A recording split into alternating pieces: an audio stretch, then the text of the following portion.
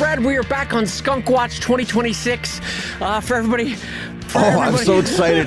I've been waiting for so long to hear whatever happened. I've got this visual image of you and your son standing with super soakers ready to soak these skunks from the other side of the lawn.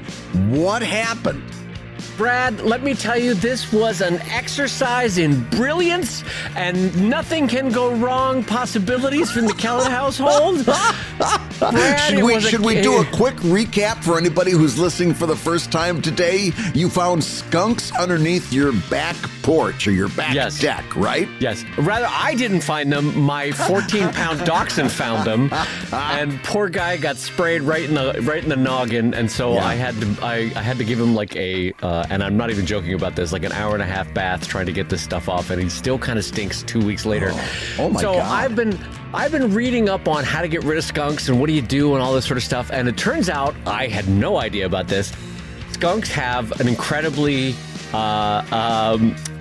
delicate nose. And by the way, I find that hilarious that of all animals, skunks have a delicate nose. Yes. But they apparently hate the scent of castor oil, of all things. And so the way you get castor oil near the skunks and get it near the soil that they're around and in a way that sticks is you mix it with dish soap, like a non-destructive dish soap, like something that's safe for the environment, like a Dove or whatever they use on birds when an oil spill happens. Dawn. Yeah, Dawn. That's the one. Yeah.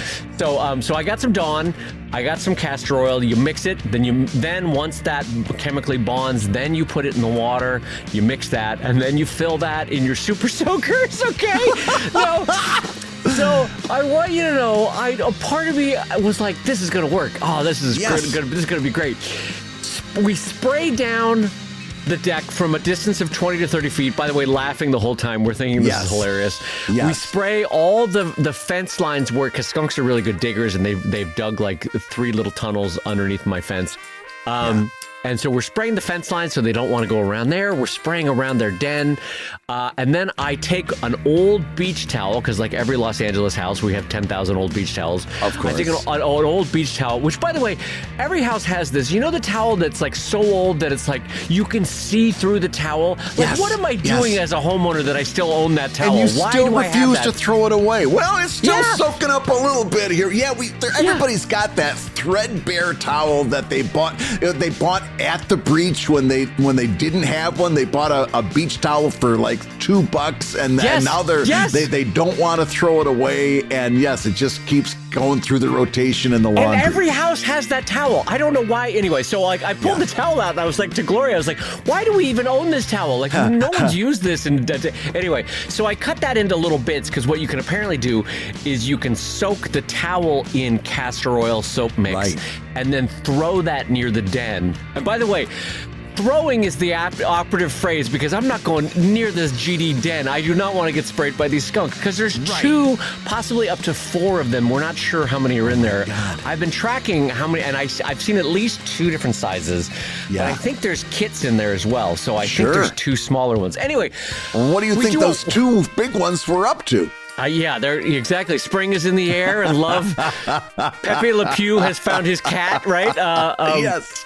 What was the cat's name? I don't know that the cat ever had a name. Just another example of how one-sided that storytelling was. I don't think the cat ever had a name. Oh, and that story is problematic. When you watch it again as an adult, you're like, oh, this is such a problematic story. Anyway, so I do all this, Brad. I soak the castor oil.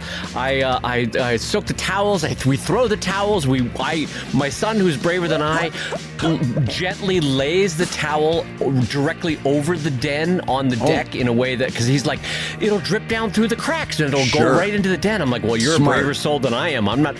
But I made him wear my DeWalt wood cutting, so in case he got sprayed in the eyes, I was like, you're wearing my goggles. Anyway, so we do all this, and we triumphantly go back into my wife, and we're like, oh, okay, we're all done. All the castor oil's been used, 2 full bottles of castor oil. Oh my God. A day goes by. We see the skunks coming in and out of the den. 2 days go by. The skunks are coming in and out of the den. My wife lovingly turns to me and she goes, I love you so much. Please call the GD exterminator. This is ridiculous. So, Brad, I called the exterminator and they came out and the guy goes, how many skunks do you have? And I go, well, I think I have 4. And he goes, 4? Oh, God. And he goes, all right, well, we'll put out 2 traps. And he goes, California law, we have to legally check the traps every 24 hours in case you catch one. And I was thinking to myself, if this was Texas, they'd be like, yeah, we'll check it in 4 weeks. They'll just leave the animal in there. But because it's California, you have to, for the animal's welfare, you have to check them every 24 hours, which I actually kind of like. Yeah. And so he goes, we'll come out every night and check the traps. And so that's where we are now. The traps have been set, just as an update. So well, I guess I'll let you know next week if we end up capturing 1, 2, 3. Oh my God! I don't know. We need another update. How long were the traps out there? How many 24-hour periods? I paid for, because it gets really expensive. That was my thought. I paid for 5 days of 2 traps, and we'll see. He said the odds are pretty good. You'll get them within 5 days. He goes. Yeah. We put cat food in the traps. They love cat food. I was like, oh, really? I was just waiting for you to say, oh, yeah, we can get them right into those traps. We bait them with this stuff that they love so much. It's called castor oil. Oh, my God. And on that note, I'm going to say hello, everybody, and welcome to ComicLab, the show about making comics. And making a living from comics. I'm Brad Geiger, the author of the Webcomics Handbook and the creator of Evil Inc. And I'm his pal Dave Kellett, cartoonist of Drive and Sheldon and co-director of the comics documentary Stripped. And this week's hour of comics advice and helpful skunk tips is made possible by your support at patreon.com/comiclab. So Dave, let's talk comics. Let's talk comics, my friend. I'll be honest, I'm just going to say this out loud to the crowd. It's been over almost 2 weeks since I've talked to Brad because life got in the way of both of us. And I will just say in a way that's sort of endearing is that I miss talking to my buddy. I had so much. Likewise. I have so many life updates to give you after we turn off the microphones and I think vice versa. So it is lovely to chat with you again. Well, then let's get right into it. Do we have a question to start off our show with today? I do indeed, Bradley J. Geiger, and this comes in over at patreon.com/comiclab and says, Brad and Dave, recently I've been looking at a lot of printed graphic novels, courtesy of my local public library, and checked out a recently printed book from a well-known comics creator. When reading the page at the front with publishing and print information and the like, I noticed it also included an AI statement in that blurb, stating that the work could not be used to train AI and such. It got me thinking, what information goes on this page at a base level? And do we need to add AI use boundaries into that section as default to protect our work? Interested in your thoughts. So, Brad, we'll talk about the generalized copyright page in a second, but can you take me through your thoughts, Brad, on the effectiveness, the utility, or the need for an AI use statement at the front of your book? I don't place a whole lot of value in that. Every now and again, you'll see on social media somebody either using a video or some music, right? And they'll have a little disclaimer on there that says, I don't have the rights to this music, or this, Batman is copyrighted by DC Comics, and kind of like a magic wand of waving away any legal problems that might be happen from them, treading on the copyright or trademark of somebody else's licensed property. Right. Laws don't work that way, right? You can't walk out of a store with a loaf of bread and say, "Oh, that's okay. I left a note says I don't own this loaf of bread." It doesn't work that way. And I think this AI notification is also comparably performative in that I think it's a good way of showing where you stand on the AI issue. My understanding of how that page works and the legal things that are on that page, I don't know that it does a whole lot of good. Am I wrong about that? Is there something I'm missing? No, so I wanted to start with saying you certainly can put this declaration on there if you want. it's not hurting anything. It's and to Brad's point, it is also declarative, not just for the AI companies. It's more declarative for the readers that go, oh, well, that's nice. Brad's against AI. Okay, that's, oh, good. He's gone through the performative steps of letting me know that he's against AI, So, yes, you certainly can put it on there. I want to say from a legal perspective, granted, I am not a lawyer, but I want to tell you from my own years on this earth, you have a set of copyright protections that are already baked in when you create a work, when you place a copyright notice on your book, and we'll talk about that in a minute, and when you file with the Copyright Office. Those are the three broad stages of copyright protections. Right. Moment of creation, moment of declaration, like you put the copyright notice on the piece, or the third one, filing it with the Copyright Office, right? All three of those are sort of baked into the process already. The third one, obviously, being more steps you have to go through. But you then declaring for an AI company of like, hey, don't copy this book. Don't train your AI on my work. Don't do any of this. To me, again, I'm not a lawyer, but to me, this feels a little bit like those sovereign citizens license plates that are like, the government doesn't have no right to tax me. I'm my own man, and don't come near me. You ain't got the right. It's a little bit like man yells at cloud. Like, okay, yes, you're putting this AI declaration on this book. We all, as concerned citizens, get what you're trying to say. But I want you to think through this. Yeah. If the AI company's lawyers have already been told to ignore this because we're going to just accept whatever lawsuits come our way because we have so much GD VC money, and the parent companies, whether it's Meta, whether it's Google, whether it's X, whether it's I'm trying to think of the other ones, Anthropic, or it doesn't matter who, they all have so much gosh damn funding right now that they're happy to hire a suite of lawyers to defend themselves against any case you might bring. And so whether or not they are in the right, they're still going to train their AI on your work, right? Yep. So, yes, I mean, I guess I could see a court case where a judge or a jury finds it a little bit more to your benefit that you made a declaration that they didn't have that right. Great, maybe that could help. But also keep in mind that it's still working through the courts whether or not they have the fair use right to train their AI on your book. That's not yet a settled issue. I think I know where it's going to settle, but I don't know yet. And frankly, neither does our culture, because the courts, for the most part, haven't chimed in on it. Brave and smart cartoonists, smarter than I am, like Sarah Anderson, are actually on a case that's involved in this.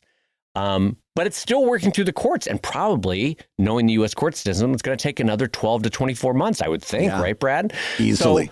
So, and some of these cases are just getting started. So what I'm getting at there is it's not a settled court issue whether or not they have the right to train their AI as fair use on your work, whether it is transformative, which would be the operative phrase legally on how they're using your stuff. But it's also like, does your declaration do anything? I don't think so, separate from what are your natural baked-in copyright declarations.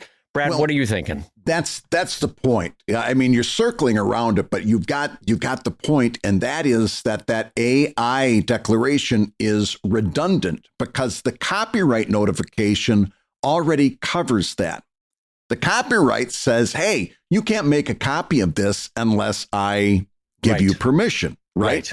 That's basically what that AI language is saying, that you can't copy this without my permission. So both of those are saying the same thing. And what we're seeing right now is that copyright notification didn't do a goddamn bit of good. Exactly. Yeah, that's the best way to say it. Yes. Yeah. And so having two notifications is going to be equally useless unless, and again, and I'm not saying that it could be that that lawsuit is going to win or the lawsuit is going to fail. I don't know how that's going to turn out, but the first part of your statement is absolutely true in that they are going to account for this as a cost of doing business. If they've got to write everybody a little check for a fraction of what their intellectual property is actually worth, then they will do that. It'll be one of those class action things where you're going to get a check for a very small amount of money, and then the case is going to be settled. Is my my guess as to how all of this stuff is going to happen. Yes. But having two declarations that are, let's face it, right now, perhaps going to pan out to be useless is no better than having one useless declaration. In other words, my whole point is that copyright notice should have covered everything. Yes. And right now, like Dave points out, it's going to be another couple of years, perhaps, until we find out if it does cover everything or whether it doesn't. I'm not optimistic about that. I don't think Dave is either.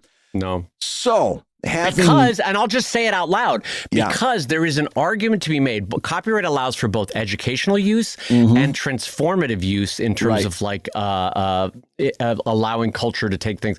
And anyway, I just want to forewarn people, there is an argument for both educational and transformative use for AI and training. And I'm just saying that I want you to mentally prepare yourself for the fact that I can see American capitalistic courts arguing that, oh, yeah, this is fine. All of this is fine, regardless of how you feel as an artist, you know? Right. No, I think you're absolutely right. So having covered that, let's take a second, since this is kind of a fun conversation. What does belong on that copyright page? We've all seen that page that has all that, preliminary information. What, Dave, would you suggest goes on a copyright page? So, just as a reminder, copyright got started in 1742, I want to say. I might be wrong. No one look me up on that. William Hogarth, a cartoonist in Britain, solicited Parliament saying, look, this is a problem. People are copying my prints on the cheaper side of London, and they are making shitty knockoffs, and I can't conduct my business as a cartoonist. Right. And everyone said, oh, William Hogarth, he's a good artist. Yeah, well, all right, we'll do this. And so we'll listen. Parliament passed an act. And I think it was, I think it was 1742. It might have been 1749. My brain is Swiss cheese on that. So the point being, copyright started from cartoonists. It carries down through the centuries. It literally says you have the right or do not have the right to copy something, right? Right. So on my copyright page, the most important declaration I can make, and this is part 2 of the 3-part copyright protections in the U.S. The first one being the moment of creation with no declaration made. The second one being a public declaration of copyright. The third being filing it with the Copyright Office, right? The registration, yes. The registration of it with the Copyright Office, yes. So this is the second stage of that process, and it's one of the most important, that on my copyright page, you'll say copyright 2026 Brad Geiger, or in case if you're incorporated, you would say your corporation that owns the copyright. Usually the artist will claim the copyright, not the corporation. That's up to you and your lawyers to decide, but 99% of the time it's the artist. Yep. Copyright 2026 Brad Geiger, all rights reserved. Yes. Now listen, that is what that specific 2-part phrase is what Brad meant when he said it's like saying the same thing twice, because let's pretend that Brad is an AI company and I'm Dave Kellett. If I say copyright 2026 Dave Kellett, all rights reserved, that does the job. I don't need to then specifically say, but also Brad Geiger is not allowed to train his kids on my book, right? Yes, I can do it if I want, if it makes me happy. And maybe it's a little bit performative because now people know that I don't like Brad Geiger, but but I've already said copyright 2026, all rights reserved, Brad Geiger. I don't need to say Brad Geiger can go to hell, right? In this case where Brad's the stand-in for the AI company.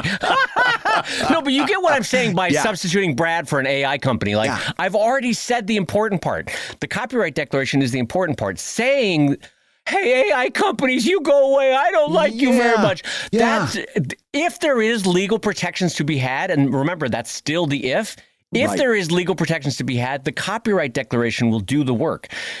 You can, if you want, also put the AI thing on there, but really you've already done the heavy lifting. That's what I'm getting at, right? Yeah. So that needs to be the primary declaration on your copyright page.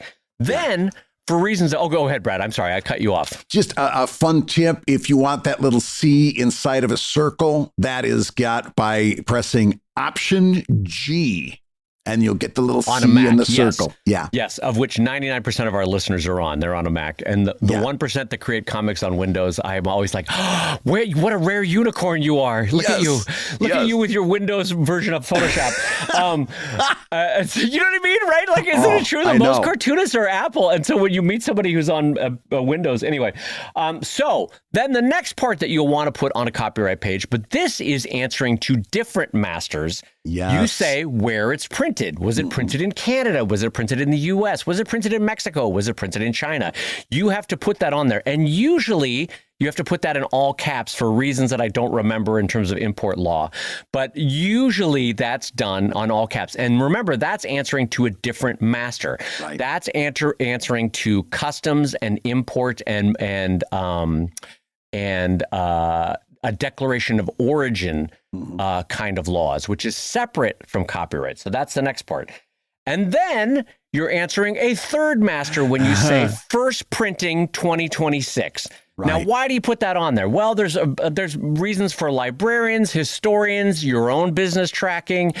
There are reasons why you put first printing on there, second printing on there, third printing on there. By the way, I just learned recently that some of the publishers use this system of a 1 through 10, where do you want to tell people what that is, Brad? Yeah. Well, you'll see this in books even to this day, but in old books, you'll definitely see it. And by old, I mean before digital printing, like, the olden days, like 1990, 1980. But you'll see a series of numbers that goes 10, 9, 8, 7, 6, 5, 4, 3, 2, 1. And that's a holdover from the old days where books were printed with metal type or, in metal galleys.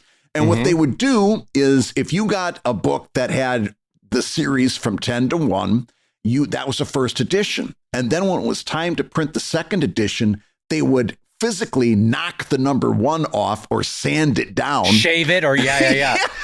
And then if your book was 10, 9, 8, 7, 6, 5, 4, 3, 2, that was a second edition.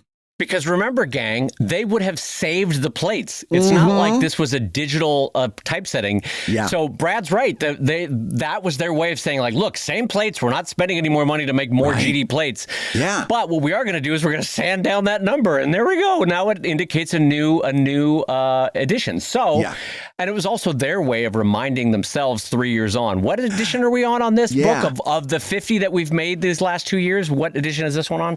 And so you could then go that way. So yeah, that's that part. Then there's a different master that you're answering to here, and this is more trademark and declaration of who is operating the business. You say who it's published by. Yeah. So in my case, I have two entities. I have the copyright is under Dave Kellett because that's the artist that produced it. But for trademarks and for public business, my company, which is a U.S. C corporation, or sorry, S corporation. I'm not a C corporation. I'm a United States S corporation, Small Fish Studios. So it's published by Small Fish Studios. And then if I had any trademarks, Small Fish would claim the trademarks. Right. Dave Kellett claims the copyright. Small Fish claims the trademarks. By the way, that's not even set in stone. Talk to your own lawyer about that. Yep. Sometimes there's variations on that as well. But Small Fish, published by Small Fish Studios, and then I say specifically, Sheldon is copyright Dave Kellett. That's more a declarative of the entire opus of Sheldon. Right. There is a legal argument that helps. There's a legal argument that doesn't do shit. But regardless, I'm putting that on there. And so Sheldon is copyright Dave Kellett. Sheldon is trademark Small Fish Studios. I don't put the circle R. This is super important. I don't put the circle R until the U.S. Patent and Trademark Office gives me the registration. Never put the circle R on there until you are sure that you have the registered trademark. In the meantime, in the interim, if you have clearance from your lawyer, you can put TM on there, right? But do not put a circle R on there. And then I say, again, all rights reserved. That's a second declarative on both the copyright and the trademark being exclaimed. And then I put on there, and you can have some variation on this as well.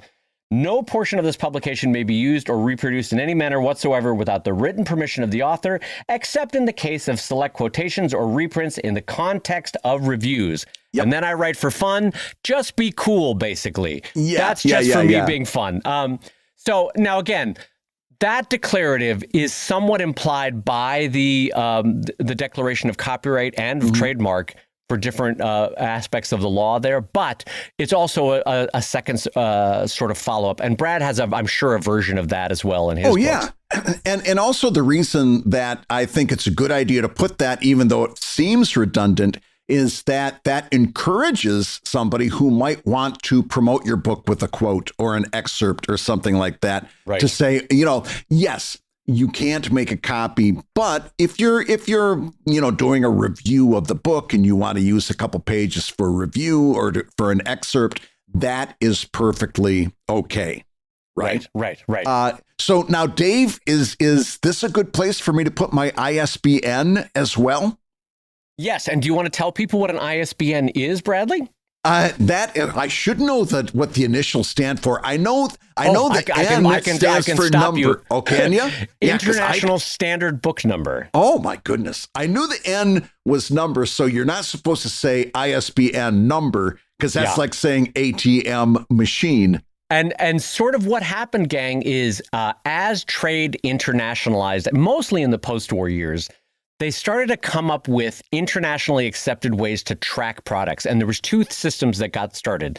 Yeah. The Universal Product Code, the UPC, which everybody sees on the back of their pasta sauce, right? Mm-hmm. And then the International Standard Book Number, which basically told you in number form, where was this book made, who made it, what year was it, all that sort of stuff, right? So it's all trackable in a larger international database of the International Standard Book Number. Yeah.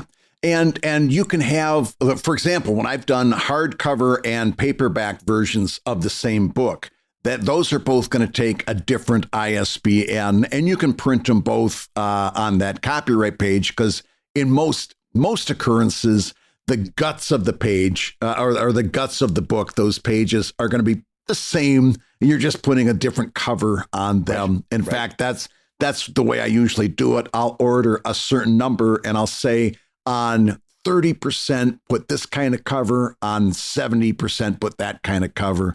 In that case, I'm going to have both of those ISBNs listed there, one for the paperback version and one for the hardcover. Absolutely. And a sort of a parallel universe, again, serving a different master. You could, Brad, also have what's called a Library of Congress number in your book as well. Would you like to take people through what that is, Brad? That is more the look on Brad's face. Well, here's the thing. Brad and I don't tend to file Library of Congress number. I was going to say, are you doing that? No, I don't anymore. I did it for 2 or 3 of my earlier books, and by that I mean like 15, 20 years ago. Yeah. I don't tend to do it anymore because I don't know. I just don't care anymore about having a library. For me, at one point in my life, it was like important that Brad, I've got to have this declared in the Library of Congress. Yeah. The Library of Congress, gang, remember being, I think it's an act of the House of Representatives, right? As an expression of the House of Representatives. I believe so, yes. Maintains a library, quote unquote, that in some way tracks all the published books of the United States. That was the idea. They obviously don't hold every book that's published in the United States because that's many of them, but they, at the very least, they track the numbering of books that are registered with the Library of Congress. I did that for a while, found that the extra effort wasn't worth it in any way for my business, and the Machiavellian side of me said, to hell with this, and I stopped doing it, but you can. Brad, is there anything else you tend to put on a copyright page, my friend? The only things I've got on my list are really incidental. And one of them I think you kind of covered with Small Fish, but I'll say like published by like Greystone Inn Comics or published by Brad Geiger, Philadelphia, Pennsylvania. And then I'll put my website there just for like contact information type of stuff. And then the rest... sometimes I can see, and some books I'll see people put credits there, like written by Brad Geiger, illustrated by Brad Geiger, colored by Alex Heberling, so on and so forth. Right. Every now and again, you'll see people starting to combine what we would call the title page, which would also have these credits, with the copyright page. Like you'll see title page and copyright page kind of condensed into one page. where in traditional publishing, those were both split. You'd have the title page that have the title of your book and all the credits and stuff like that. I see a lot of instances in which those are combined into one page because obviously that's one page less you have to print, and all of the information is kind of there in one place. So from a design standpoint, it makes a little bit more sense to some people, I think. And I'll tell on myself, Brad, since you said it that way, on my next upcoming book, and I've done this on a couple of books, I combined the dedication page with the copyright page because honestly, the dedication is one line. Who cares? And if you make it a big enough, pretty font, it dominates the page anyway. And then the copyright is in the small, boring Helvetica or Arial or sans serif font at the bottom in a small, 6-point font anyway. So who cares? What I'm getting at is, depending on how many folios you have and what your page count is, sometimes you need to combine your dedication or title page with your copyright, and it's fine. I've also, Brad, started putting my copyright page on the last or second to last page of the book because I kind of don't care anymore, but put it at the back. So that's neither here nor there, but from a design standpoint, I kind of like getting to the meat of it before the book even, just getting right into it and then put the copyright at the back. So the only other thing that I would mention is, because I want to put a little button on this with the AI stuff, is you kind of have to know who you are when you make a declaration on that, like, hey, AI companies, don't train your models on me. Right.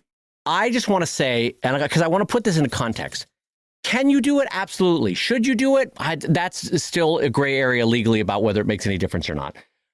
Should you do it for your own heart? That's up to you. And I will put this in a different way.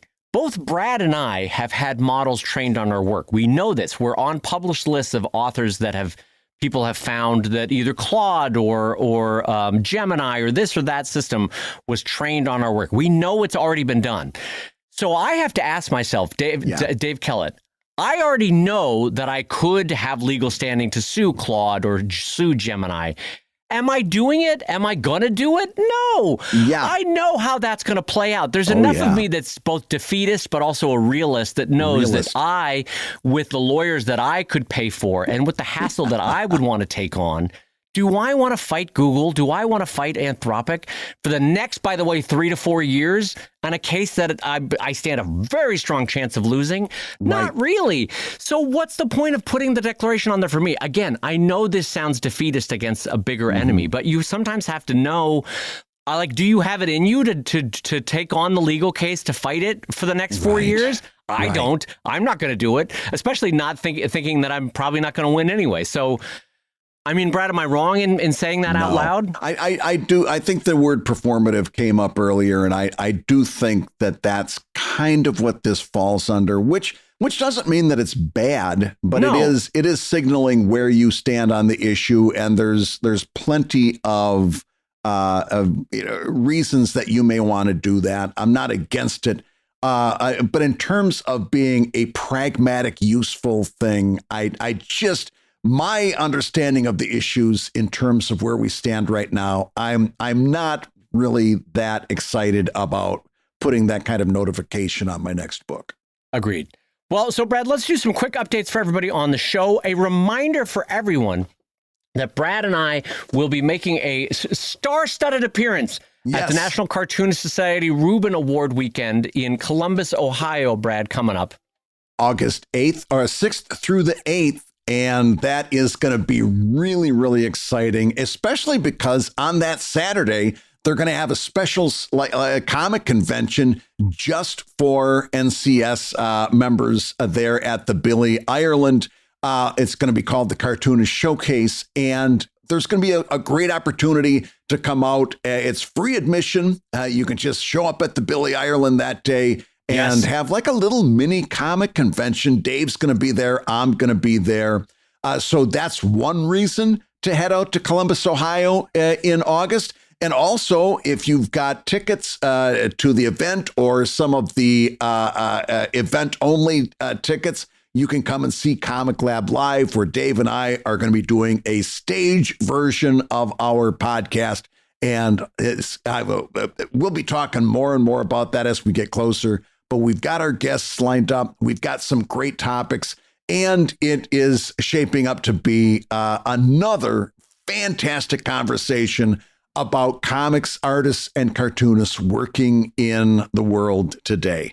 That's right. And for anyone who is listening to this show today, there is a very strong chance that this is coming out on the weekend of San Diego Comic-Con. So just a quick reminder, you're looking for Dave Kellett at booth 1228, where I'm giving out those free ComicLab pins to listeners that come up and say hi. I've got also bespoke small batch high fives that I've been brewing up to give out to everybody, Brad. Yes. Everyone likes a little bespoke small batch high five. And so come get your pin, come say hi. It is always fun to talk. Brad will not be there, but you and I can take photos and send them to Brad, and Brad will be so happy. Brad will be so chuffed. And that booth number again is 1228. If you're having a hard time remembering that, that's one BAT, B-A-T, and that'll get you right to Dave's booth. Hey, gang, if you're listening while you work, take a minute to stand and stretch. And while you're doing that, we'll tell you why you should join us on Patreon. Yeah, because when you do, you'll get hours and hours of podcasts that we've recorded just for backers. And exclusive Patreon posts that go even deeper on ComicLab topics. And you'll get access to our exclusive Discord server, a thriving community of professional cartoonists. So you can support the show you love and get tons of actionable resources for your own cartooning. And ho Nelly, if you want even more comics goodness in your life, check out the new drawing show that we're doing with our pal Kevin McShane over at wrongwayshow.com. That's wrongwayshow.com. In each episode, we'll show you how to draw your favorite cartoon characters the wrong way. Now, everybody, let's talk comics.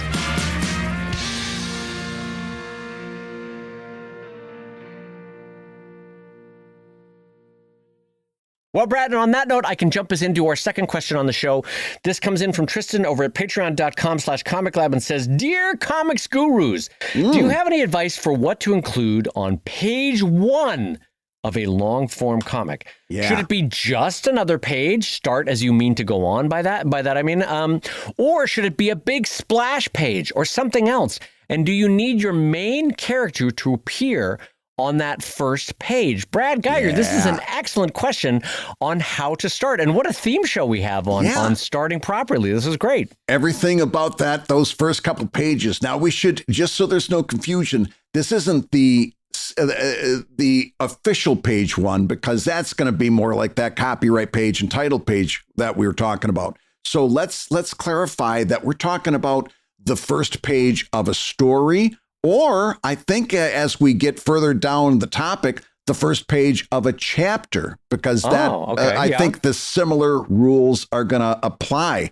And this question asker lists a lot of potentials, one of which falls into the category of what mainstream comics, especially superhero comics, used to call the splash page, right? It was one page that had one dominant image. It wasn't broken up into sequentials very often. It was just one big full page panel. It had the title of the chapter or the title of the issue right at the top. And a lot of times it had the credits. It had one amazing scene. What they were trying to do was kind of give you a little bit of in media res in terms of your entry to the storyline. They were trying to jump you right into some kind of action. And that certainly is one of the many ways that you could start this. Having said that, I think what I'm going to say about this topic is that there are as many correct answers to this question as there are approaches to doing storytelling. In other words, in other words, do you need a splash page? Maybe, maybe not. Do should we start in with, and you have to see your main character? Maybe, maybe not. It all depends on who you are as a storyteller. Boy, it's funny how I had a whole big head of steam worked up on how you should do it, and Brad completely and rightfully took the wind out of my sails with that. It totally depends. Yeah. That's the answer. And boy, is that feels unhelpful, but it's actually the best advice, which is if you have a quiet, insular, one character story, that's a very different first page than if you have a space spanning superhero adventure where, the X-Men are fighting the gladiator in space or something, you know? And so those different stories require very different approaches in how you start. And Brad is right. It is not a one size fits all. You kind of have to answer the question of what is the best way to hook somebody that this is a story worth reading? That's the main way to do it. And if you're going to be telling a quiet autobiographical story, that's a very different beginning and a very different promise and a very different hook than if you're going to be telling a swashbuckling pirate adventure that's all about sword fighting, you know, and you know, taking that boat before dawn, that kind of thing. So I don't know where I was going with that, but you get where I'm going with it, that you can't make a promise that it's going to be a swashbuckling adventure if the rest of the story is quiet, introverted, like dad sack thinking about, oh, this character's really having a go of it, you know, that kind of thing. Yeah. And yet you had this huge splash page which had an explosion or something on it. You're like, what are you promising? What is the implied story that you're telling through that first page that doesn't deliver? So, yeah, I agree with Brad. It all depends on what you need the story to do. Yeah, and there's a number of correct answers to that question based on who you are. Now, having said that, I'll tell you what I like to do, and I'm sure Dave is going to have some thoughts on that as well. I'll tell you exactly, and my approach is a little Machiavellian, but you'll see where this is going very, very shortly. Okay. I do 2 opening pages, basically, okay? When I start a new chapter of Evil Inc., and my chapters tend to be around 22 to 30 pages tops, right? That's one of my storylines, tends to go that far. So I'll be doing one of these every 30 pages or so at the most. And what I do, and part of this is very Machiavellian, I do 2 pages, one of which is a cover design, right? So it is what you would see as a typical comic book cover. And my stuff obviously has supervillains and all that stuff. So that's a very good fit for my type of storytelling. On that cover page is the main action from the A story. I tend to do an A story and a B story in my chapters. Okay. So the cover is usually the A story. Then I do a splash page, and the splash page focuses on the B story. Oh, okay. And that I will have, again, all of those elements that would go on a mainstream Marvel or DC style splash page, including either a reiteration of the title or maybe some large read-in text that gives you an idea of what's happening in that storyline and stuff like that. Now, because of how things tend to work out, I now have 2 covers that I can use in my e-comics. And I have 2 covers that I can use as breakers for when I eventually print the graphic novel, right? Now I've got a really firm line of demarcation between the chapters because I've got these big full-page illustrations that I can put in there. And what I tend to do is the cover, the A story, that is going to be the cover of the Safe for Work version of my e-comic. Oh. The B story very often tends to dovetail. Well, listen, there's going to be, hijinks going on in both stories, but I can use that B story as the cover for the not safe for work version of my e-comic. And that gives me, since I'm doing both, that gives them both a different cover, so there's less chance of confusion when people are out. When I'm talking about one on Blue Sky, I've got one cover. I'm talking about the other one on Reddit, I might be using the other cover. It gives me all kinds of art to play with. It gives me a cover for my Safe for Work e-comic. It gives me a cover for my Not Safe for Work e-comic. And it gives me a free buffer week when I'm putting them on the website, because on Tuesday, you get the cover. On Thursday, and I tend to update twice a week, Thursday, you get the splash page. Those are both just one big image with a whole bunch of type, right? And it gives me a little bit of a chance to get ahead because I'm constantly falling behind anyway. Gives me a chance to get ahead. Gives me 1 week where stuff is happening. I can point to it and say, look, things are happening. It's also nice to have in my archive because let's say somebody is reading through all of that stuff on the web. Boom, they get to the chapter page and they know they're heading into a new chapter. It works wonderfully in my archive, gives me a little buffer that I didn't really earn, but I need badly anyway. Yeah. And it gives me a different cover for each one of my e-comic versions that I put out. It's a system that it took me way too long to finally land on, but it's a system that really works for me. I think that's brilliant. I had never put two and two together on that's why you did that, and that's how you do that, and that's really brilliant.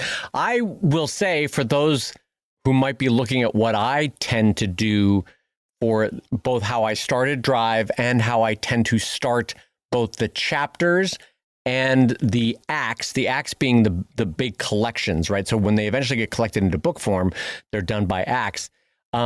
I don't necessarily recommend what I do. And so I just want to say that out loud is that I tend to take an approach that is, I don't know how to describe it. I'll just say what I do and then I'll talk about why it might not work for anybody else. At the beginning of Drive, I will say this, I started right into the story with two ways. I had a prologue, which gave you a flashback of a couple hundred years previous. And then I jumped into the story with someone literally waking up in prison. And it was sort of an in medias res thing in its own sort of way because you didn't know where you were, didn't know what you were doing. And anyway, I don't love either of those beginnings. I don't love the prologue. I don't love the first pages of Drive. I was at the time kind of figuring out how to tell a long form story, Brad. I'm just telling on myself. So now that I don't even know, 500 pages, 900 pages into Drive, I would do it totally differently now. But I had to start, and I had to start somewhere. And now at this point, it is what it is, and that's how it started. And thank God it seems to work for most people because it's as a story, it's keeping people around. But I don't particularly love how I started. Although it kind of, I guess to question asker's angle, it did kind of start in the way that the rest of the story proceeds, in that it's multiple panels on a page. It starts with at least two of the main characters and at least the protagonist, the emperor who started it all a couple hundred years earlier. So in that way, it sort of tells you what you're going to get. But it was a weird start to Drive, and I don't love it. So I'm putting that out there that I don't recommend you do what I did. Right. I also don't necessarily recommend that you start your books the way I do, that I start the acts, because what I do is a Victorian novel twist. Also, it's something that Frank Herbert did with Dune, which is I basically cut away for one page or for a little vignette at the start of every act to a part of the universe that we haven't touched on before, or which might not impact the story at all. And I just do a little one-pager or a vignette that basically gives you a snippet from an entirely different part of the story that we might never return to. That's not necessarily wisdom. Victorian authors did this. Frank Herbert did this with Dune with his quotes at the beginning of chapters. And so I don't even necessarily recommend that. It's a weird story angle to start a book with, because for people that are casually readers, they're like, what is this? Where are we in the story? What's happening? I do think for people that are truly passionate about Drive, they dig it. They love the fact that they get this little snippet and weird look at the beginning of every book into another part of the universe that is in Drive. So in that way, I'm appealing to the fans, but I'm appealing to myself. I love doing it, but I don't recommend it. I don't think it's necessarily a good form of storytelling for the average consumer. You know what I mean? It is. Well, and I think that's what our point is that there are no one size fits all solutions here. For example, our question asker says, do you need your main character to appear? And that when I hear a sentence like that, Dave, it almost sounds like that's advice that they heard somebody sharing someplace. And they're like, do I really need that? Right? Like, hey, listen, if you're going to do a page one, you got to have your main character to appear. I mean, are you getting the same read? Yeah, but a few authors have touched on this, and I can think of one popped into my mind that actually specifically said this publicly. With Song of Ice and Fire, George R.R. Martin had literally every character gather in the North. Do you remember this? In the first chapter of, I forget what the first book was called, but and if you think about it as a reader and then later as a viewer of Game of Thrones, you're like, oh yeah, this makes no sense. Why would the king be there? Why would all the Lannisters be there? Why would everybody in the North be there at this one little shitty gathering? It made no sense. But he's like, I wanted to get everybody together so that I could then send them all off to do their own little adventures in Song of Ice and Fire. And so he and a few other authors have talked about like introducing a character or a group of characters at the start so that the reader knows where their baseline is, you know? Yeah, so I have heard authors talk about that. And it's not an unfair way to start a story, even though like with Song of Ice and Fire, it's weird that they were all there. Like it doesn't make sense. Yeah. But it is, I can see the argument, even though I myself did not do it. Although I don't want to reveal too much about Drive, but the characters that I did have at the beginning of the story, the very beginning of the story, they actually will be eventually the heart of the whole story.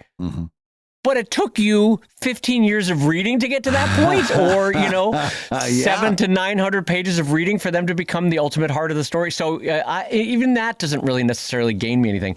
Yeah. Did you start Evil Inc., I'm out of curiosity, in a way that highlighted to you emotionally the main core character or characters? You could make so here's the deal. I'm gonna quibble just a little bit because you're gonna quibble. All right, I love when Brett says quibble. Can I get you to say quibble one more time? Just a little quibble. I'm gonna equivocate a little bit. I just love you saying quibble. I don't know why that makes me laugh. Quibble. Because our question asker is literally talking about page 1. Yes. And a lot of the things that you're talking about with George R.R. Martin might apply more succinctly to chapter 1. Chapter 1, yes. Right? But you and I both agree, though, that a fiction prose, yes, the first chapter is akin to the first page of a comic in a way. Yeah, you know what I mean? fair enough. Because it takes you a running start to get up to the mood, the tone, the look of the place.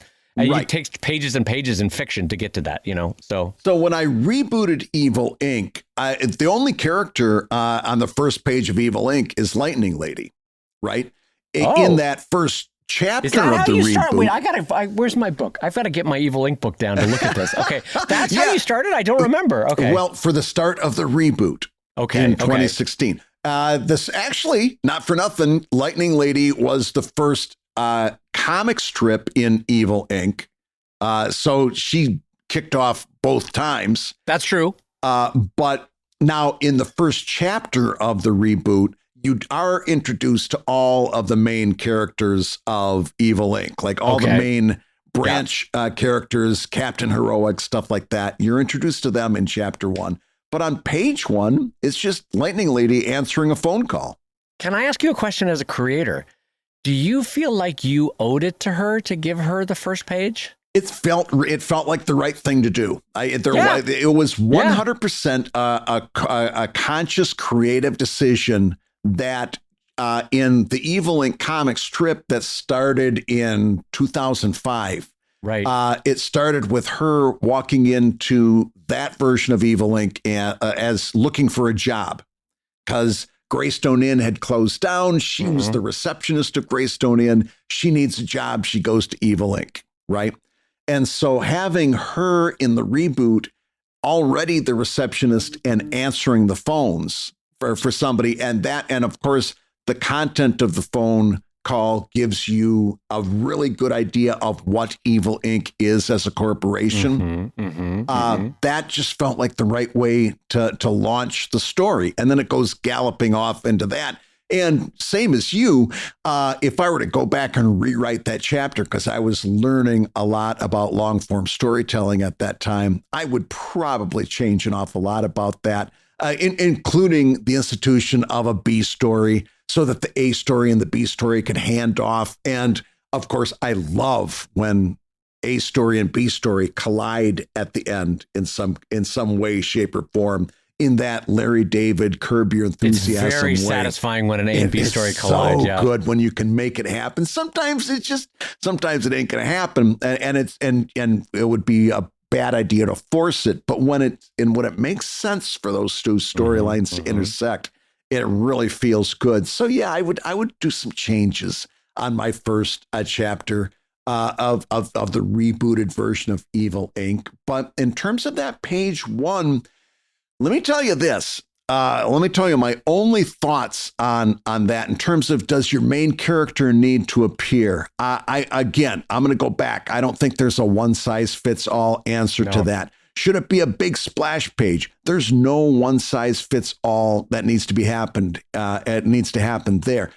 However, one thing I really feel strongly about, and it isn't one size fits all, but it comes close.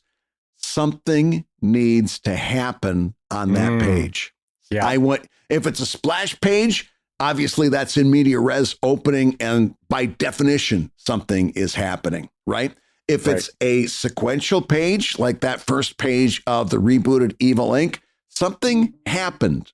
There was a upshot. There was a resolution. In other words, it wasn't just page 1, chapter 1, character walks in to make toast, and by the last panel, they're putting the bread in the toaster. And I've seen comics like that. Right, I don't want that. I want something to happen, because especially in today's day and age, with the readers that you and I and our listeners are trying to capture, they've got a short attention span. There's a lot of stuff going on that you're competing with.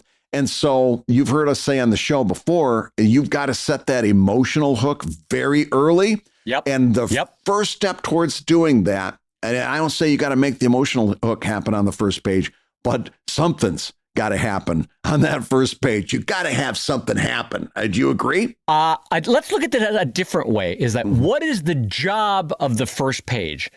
And this is a slightly different way of saying what Brad was just saying with emotional hook. So let's talk about this. Brad, very often when he's talking about the final panel of your comic, that it has to be significant. It doesn't always have to be a joke, but that final panel, the job of the final panel is, or that page as it's delivered holistically, it has to be significant, right? It has to some way be meaningful to the reader. That's its job. Let's talk about the job of a cover of a book. It has to get you to pick up the book off of a table, off of a shelf, off of some sort of storefront. That is the job of a cover. What's the job of the back of the book? The back of the book's job is for the person that needs a little consideration of like, well, am I intrigued by this? I need a little bit more. All right, okay, here's a couple samples of what's inside, or here's a short description or a blurb of what I'm about to get. All right, well, that's the job of the back of the book.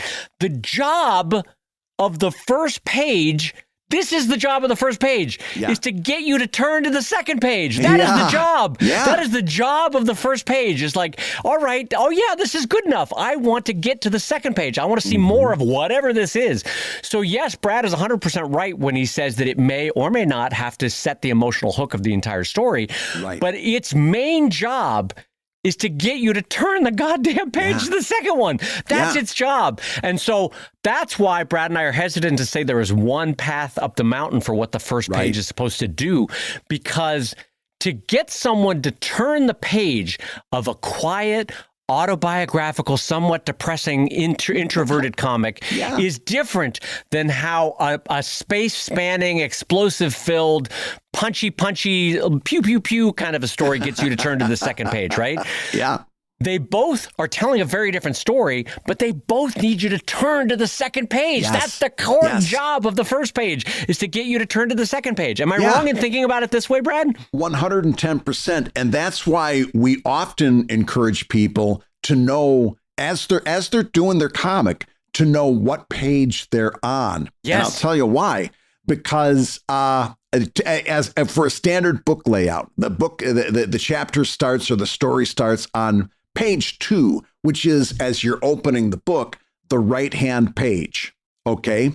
And as you're doing your comic, it's a great idea. And again, one of those things that may not always be possible, but it's a really good idea to keep track of whether you're on an odd numbered page or an even numbered page, because it's a wonderful strategy in storytelling to have a reveal as you're turning the page from that even numbered page on the right-hand side and revealing the odd numbered page on the flip that's on the left-hand side. Yes. So planning that out and planning that so that the page flip reveals something.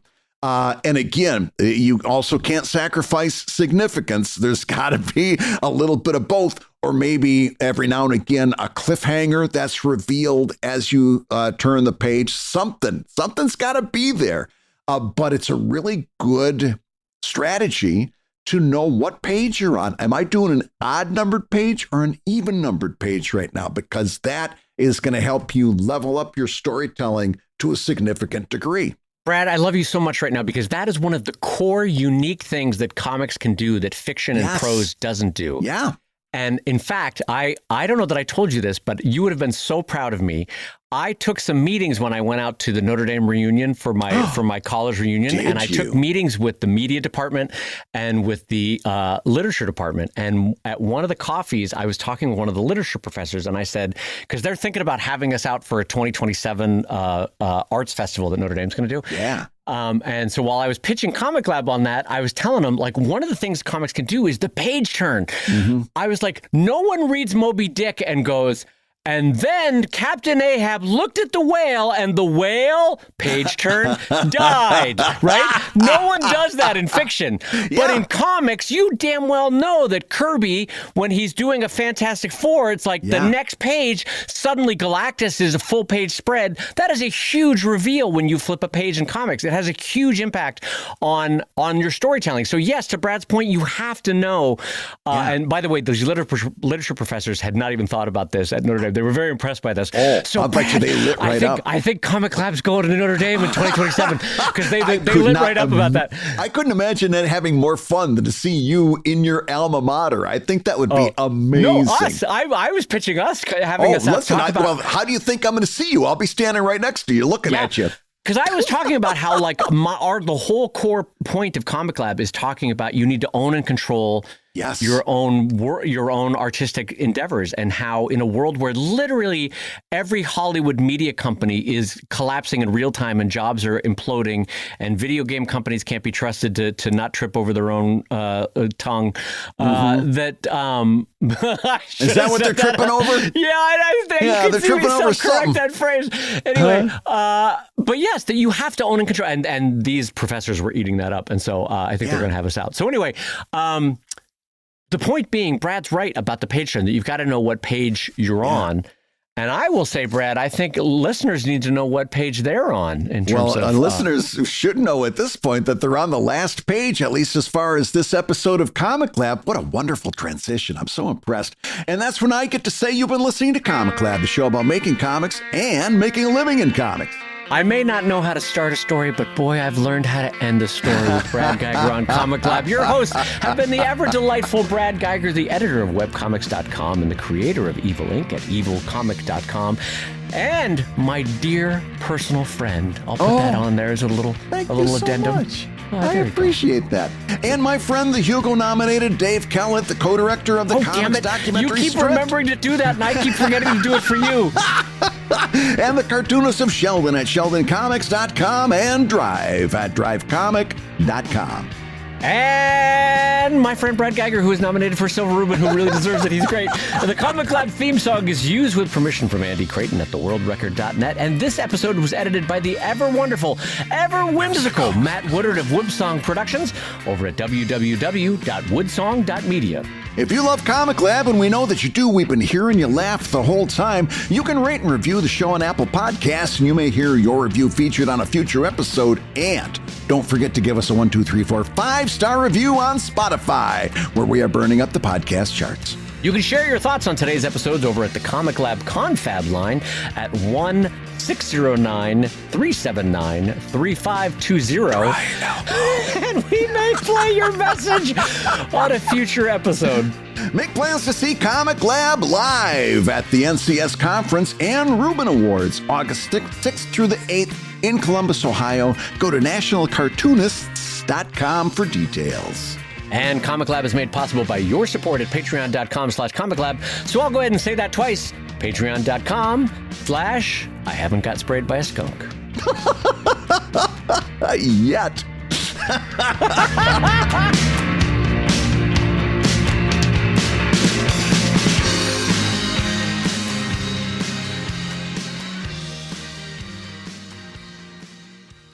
What do you think happens when those skunk guys, when they get trapped and they know they're trapped, don't they spray all over the place? Well, that's why I was careful with the castor oil, because I thought if I spritz them, they're going to be like, oh no, son of a bitch, spray, and do that misty spray that they can do. Because apparently, I think I've said this before, skunks can do two kinds of sprays. They can do directional, 20 feet.